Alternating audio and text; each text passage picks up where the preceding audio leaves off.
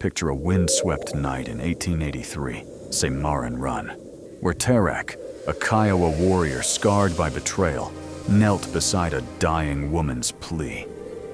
"Don't lift my skirt." Margaret Hale, a pregnant widow, bled into the dirt, her unborn child the last threat to a town's greedy heart. He could have walked away, but one choice bound their fates. A knife, a cry, a truth buried in blood. Could two outcasts rewrite justice in a land that hung hope like rope? This story's end has left millions breathless. Will you stay to hear how a single birth changed everything? Hit subscribe, share your city in the comments, and ride with us. What secret waits in that shack under the stars? The wind screamed through Dead Horse Gulch, clawing at Tarek's buckskin coat, spitting grit into his eyes. It was 1883, and Cimarron Run's lawless sprawl lay miles behind, where men traded bullets for land and truth for silence. Tarek, a Kiowa with a cavalry deserter's shame, moved like a shadow across the New Mexico Badlands. His knife hung heavy at his hip, the only thing he trusted besides the stars. He'd been tracking a deer when he saw it, a wagon, splintered and overturned, its canvas flapping like a dying bird. A man's body lay twisted nearby, neck snapped, eyes blank as the moonless sky. Tarek's boots crunched closer. Then he heard her. Don't lift my skirt." The voice was faint, raw, trembling from the dirt. Margaret Hale, a widow with a face pale as bone, clutched her torn dress, her hands shaking but fierce. Blood soaked the ground beneath her, black and spreading, her swollen belly tight with life that wouldn't wait. Her eyes, wide with terror, didn't beg for mercy. They demanded it. Tarek froze, his breath catching like a snag on barbed wire. He'd seen that look before, in women whose men took more than they gave. His mother's face flashed, then faded. "I ain't them," he said, voice low, steady as a drum. He knelt, keeping his gaze on her face, not her wounds. The blood wasn't from violence, it was birth, coming too soon, too hard. If he walked away, she'd die, and the child with her. His fingers tightened on his knife's hilt, not for cutting flesh, but for cutting time. "You gotta let me help." Margaret's lips quivered, but she nodded once, sharply. Tarek moved fast, slicing strips from his own shirt with the dull blade. The creek nearby ran cold enough to burn. He soaked the cloth, washing the dirt from her thighs, his eyes fixed on the stars, to give her what dignity he could. Memories stirred, his aunt's low chants, the women in the lodge who'd birthed his cousins under buffalo hides. He'd been a boy then, before the soldiers came, before he'd worn their blue coat and betrayed his own. "Push," he said, his voice a tether. Margaret groaned, her nails digging into the earth, her breath hitching like a trapped animal's. The child came too small, purpled, silent. Tarek's heart sank. He rubbed its chest, rough but careful, willing breath into it. A weak cry split the night, thin as a reed. Margaret sobbed, reaching for the boy, her fingers brushing Tarek's as he wrapped the infant in his coat. "Elias," she whispered, naming him after no one, just survival. Dawn crept over the ridge, painting the gulch in cruel light. Hooves thundered closer, townsfolk, their lanterns bobbing like vultures' eyes. Tarek stood, knife still in hand, shielding Margaret as she clutched Elias. The crowd's murmurs turned to shouts. "Kiowa scum!" a man spat, his rifle half raised. "He killed her man! Took her honor!" Another voice, shrill. "That bastard's hers, ain't it?" Margaret tried to speak, her voice too weak to cut through. Tarek saw the truth twist in their eyes. Elias, a child born to inherit land the ranchers craved, was a threat. And Tarek, a native with a deserter's brand, was an easy scapegoat. Sheriff Collum pushed through, his badge glinting like a snake's scale. "You're done, boy," he said, rope already coiled in his deputy's hands. Tarek didn't flinch, but his mind raced. The dead man's saddlebag, half buried in the wreck, held papers. Land deeds, maybe proof. He hadn't checked it, and now it was too late. Margaret's eyes met his, not pleading but fierce, as if saying, "Don't let them win." They bound his wrists, the rope biting deep. As they dragged him toward Cimarron Run, the crowd's jeers drowned out Margaret's faint cry. "He saved us." Tarek kept his head high, the weight of her words heavier than the noose waiting. The gulch fell silent behind them, but the blood in the dirt told a story no one wanted to hear. A child's cry, a warrior's choice, and a widow's fight had sparked a fire the town couldn't stamp out. Not yet. The fire in Tarek's blood hadn't died, though the gulch's dust now choked his lungs as they hauled him toward Cimarron Run. The rope burned his wrists, and Margaret's cry, "He saved us!" echoed fainter with each step, swallowed by the mob's venom. It was 1883, and in this New Mexico hellhole, truth was a currency no one spent. In the jail's stone cell, Tarek sat on the cold floor, his back against a wall scarred by men who'd waited for death. The air stank of piss and rust, the only light a sliver through a barred window, cutting his face like a blade. He didn't pray or curse, just traced the memory of Elias's cry, sharp as a hawk's call. Outside, boots scuffed, voices snarled, townsfolk betting on how quick he'd swing. Sheriff Collum's shadow loomed earlier, his grin crooked as a busted fence. "Kiowa doesn't get trials," he'd said, tossing a noose on the table. Tarek's past clung like damp rot. The cavalry days, leading bluecoats to his own people's camps, the shame that made him desert. He'd run from judgment then, but now it had him cornered. Margaret, meanwhile, limped through Cimarron Run's alleys, Elias bundled tight against her chest. Her dress, stained with birth and mud, drew sneers from women on porches, their whispers slicing deeper than knives. "Whore," one hissed. "Savage's woman." She ignored them, her legs trembling but her spine iron. The wrecked wagon's saddlebag, left behind in the gulch, haunted her. She'd glimpsed papers inside, maybe deeds. Proof her husband's death wasn't a chance. He'd been a cold man, bartering her like cattle for land deals, but he'd left clues. She slipped into a livery stable, bribing a boy with her last coin to fetch the bag. It came at dusk, torn leather heavy with secrets, a folded deed, names scrawled, column, ranchers, a bank. Her husband's blood was their ink. Night fell, black as coal. The town quieted, save for the saloon's drunken laughter.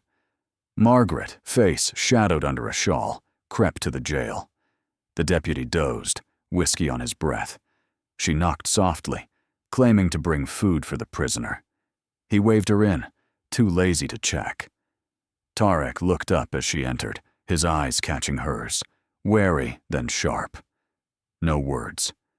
She knelt, passing a tin plate, but her fingers brushed his, slipping a small knife wrapped in Elias's swaddle. "Cut the rope," she whispered, "not throats." Her voice was steady, but her hands shook, betraying the fear she'd buried. Tarek nodded, palming the blade. "Go," he said. "Keep him safe." The escape was quick, brutal. Tarek sliced his bonds, knocked the deputy cold with the plate's edge, and slipped into the night. Margaret waited in an alley, Elias silent as if he knew. They ran, the town's lights fading behind, into the salt marshes where cattails hissed and mud sucked at their boots. Flies buzzed, air thick with decay.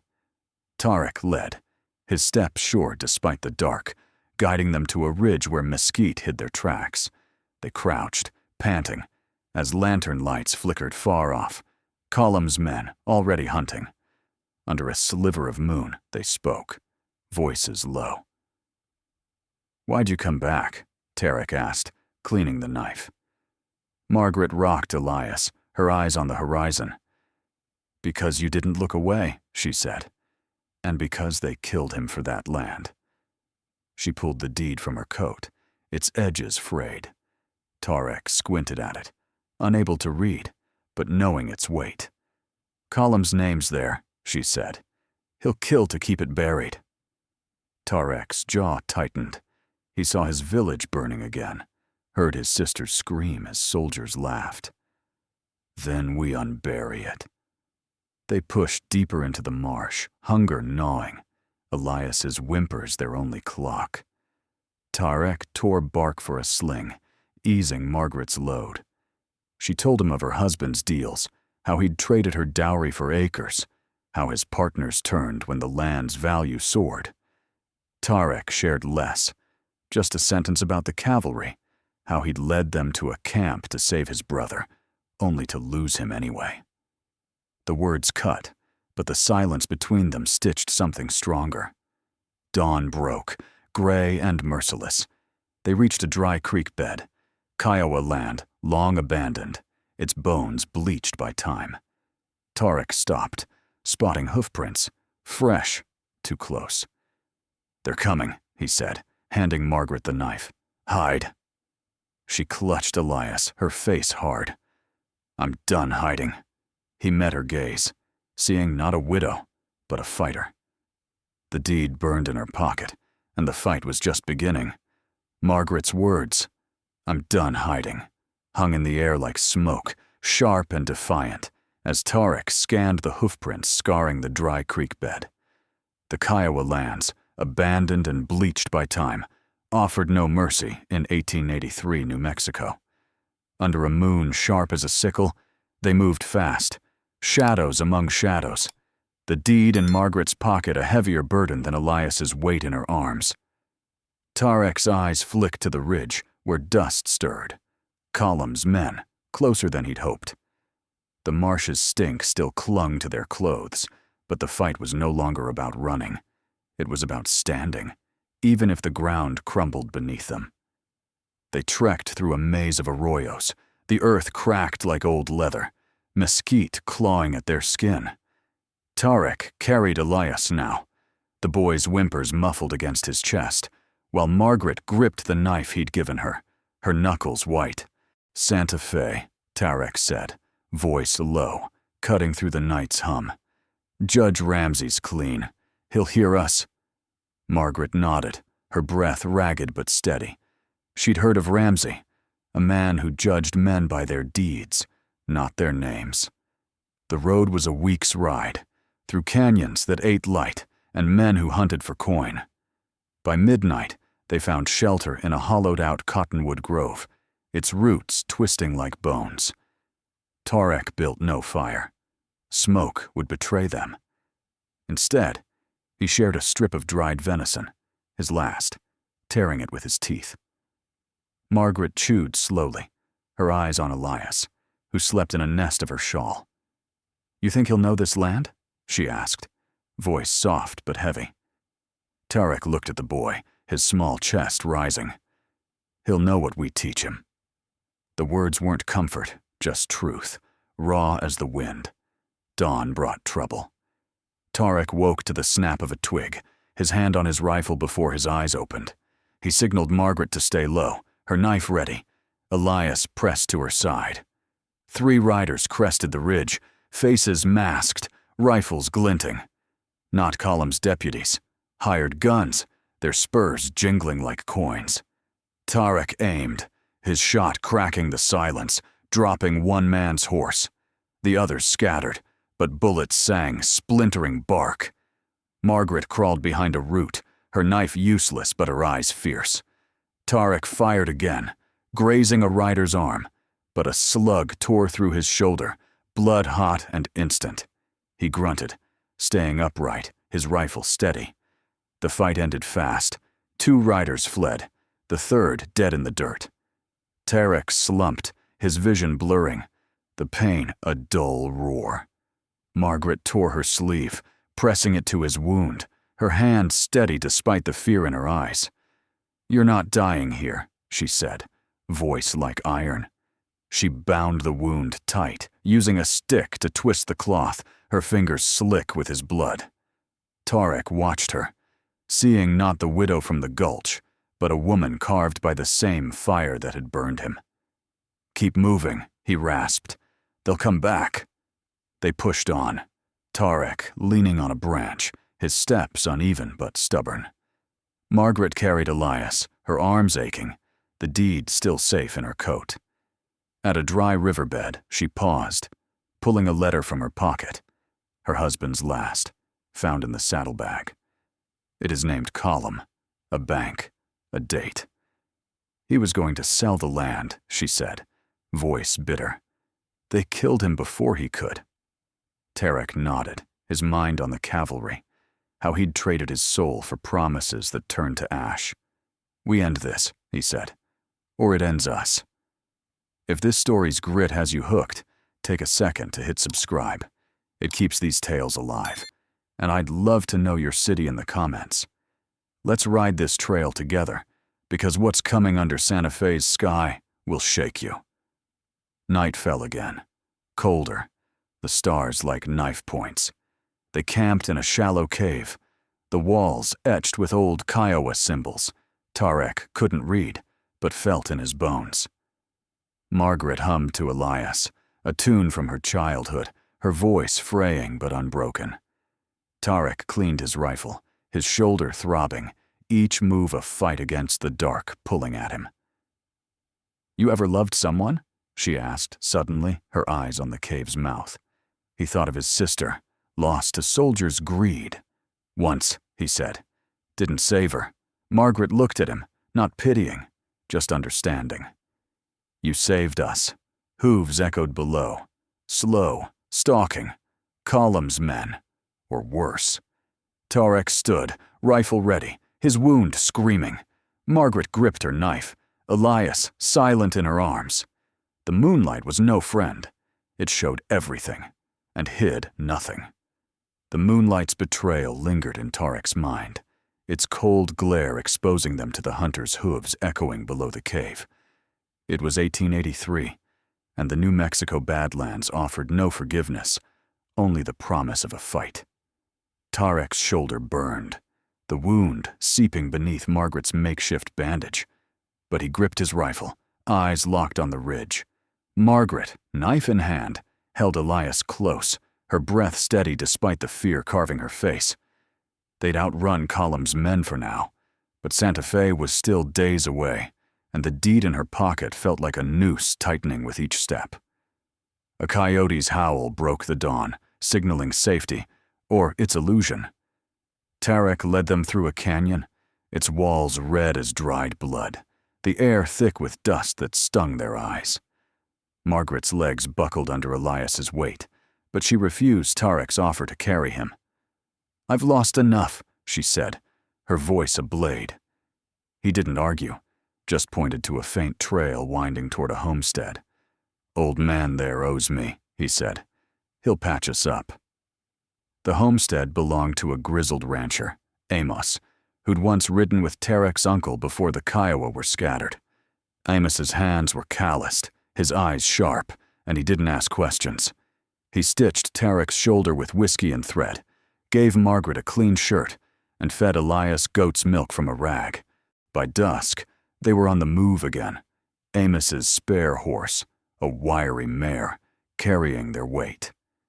Santa Fe's adobe walls rose on the horizon 2 days later, the city a sprawl of hope and corruption under a sky streaked with gold. Judge Ramsey's home sat on the outskirts, a low ranch house framed by cottonwoods, its porch empty, but for a single chair. Tarek knocked, his rifle slung low, while Margaret clutched the deed and her husband's letter, her fingers tracing the paper's edges like a prayer.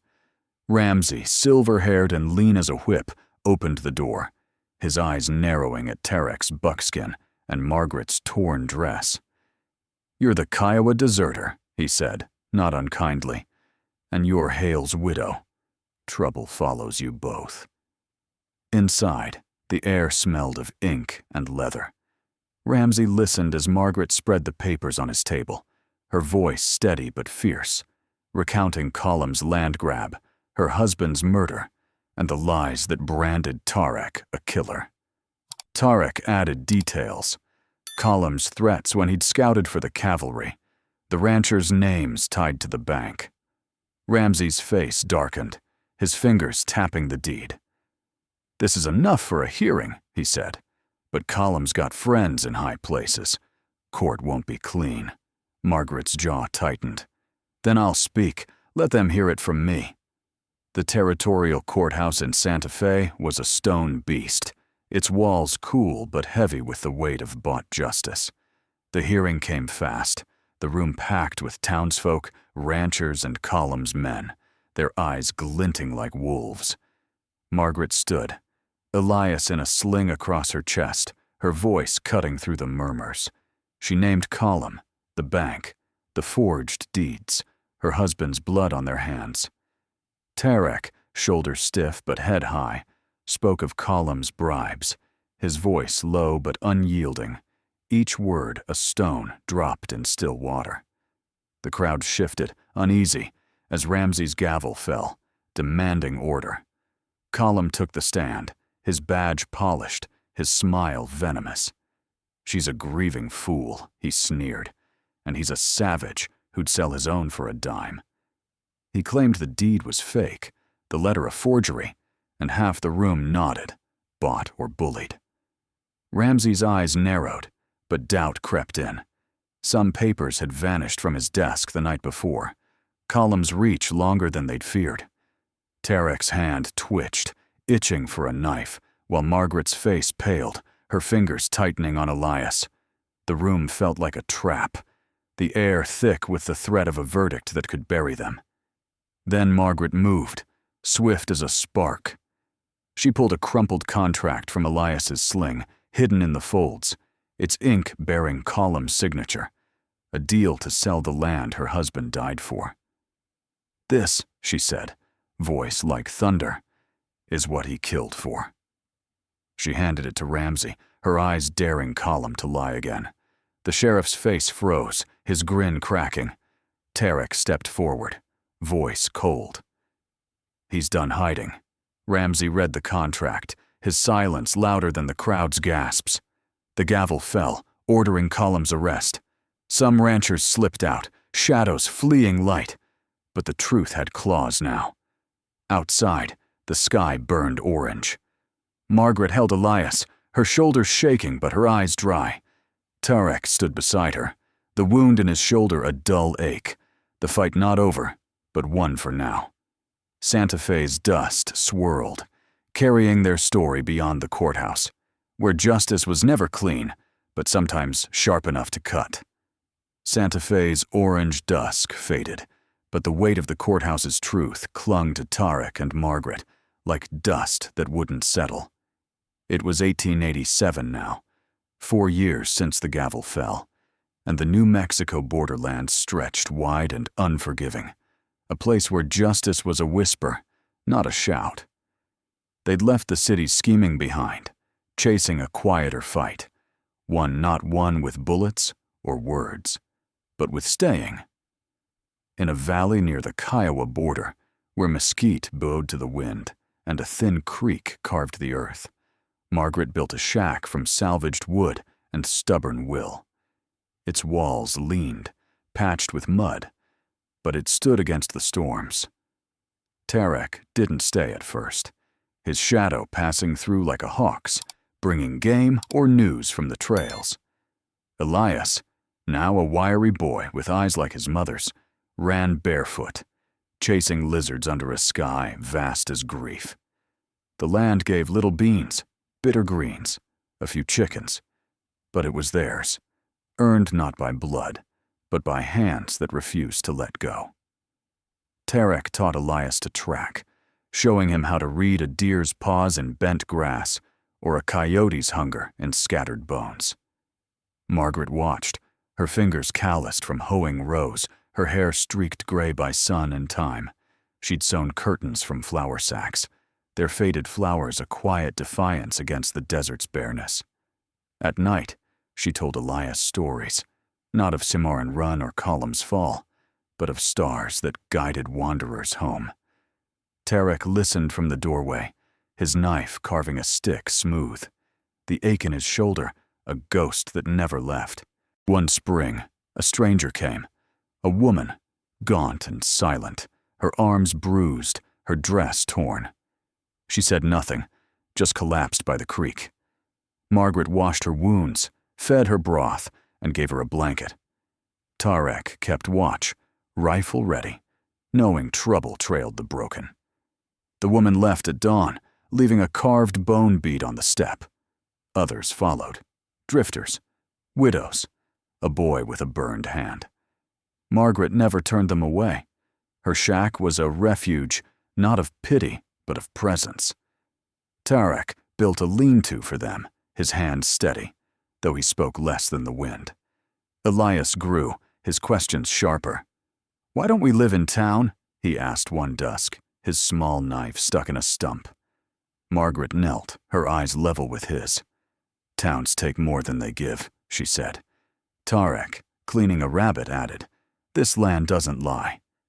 Elias nodded, not understanding but trusting. His world the creek's gurgle and his mother's voice. Margaret glanced at Tarek, a look that carried years, fights, silences, the weight of a deed now ash in a fire they'd burned to close that chapter. A summer storm brought news. A U.S. Marshal rode up, his coat dusted, his face carved by years. "Hail," he said, tipping his hat to Margaret. "Kiowa," to Tarek, no scorn in his voice. He handed them a sealed paper. "Ramsey's doing. Thought you'd want to know." Colum was dead, knifed in a prison yard, his silence at the end as cold as his life. The estate was gone, land split for reparations, none to Margaret. She stood still, the paper unopened. "He was never my justice," she said. The marshal nodded, rode off, his horse's hooves a fading drum. That night, under cottonwood silvered by moonlight, Margaret sat with Elias asleep in her lap. Tarek joined her, the fire's coals glowing red. "I thought I'd feel something," she said, her voice soft as the creek. "Hate. Relief. Nothing." Tarek looked at the stars, their light older than his pain. "You're free of him," he said. "That's enough." She touched his hand, her fingers rough but warm. "You stayed," she said. Not a question. He met her gaze, seeing the girl from the gulch, the fighter from the courthouse, the woman who'd built a home from scraps. "Couldn't walk away," he said. The valley held them, its seasons a rhythm of small victories. Elias's first snare, Margaret's lupins blooming purple, Tarek's corral of dead wood for 2 goats. They didn't speak of love, but it lived in the silence, in the way she patched his coat, the way he carved Elias a toy horse. The past was a scar, not a chain. As coyotes howled, their voices threading the night, Tarek and Margaret sat by the shack, Elias between them, the stars above a map they'd chosen to follow, not a cage they'd escaped. This tale of Tarek, Margaret, and Elias carved a path through blood and dust to a shack under the stars. What moved you most? Their fight, their silence, or the home they built? Share your thoughts below. Your words keep these stories alive. I'm grateful you rode this trail with me, feeling every step of their journey. Until we meet again, keep chasing truths that cut deep. If you're curious about where their stars lead next, drop a comment and let me know.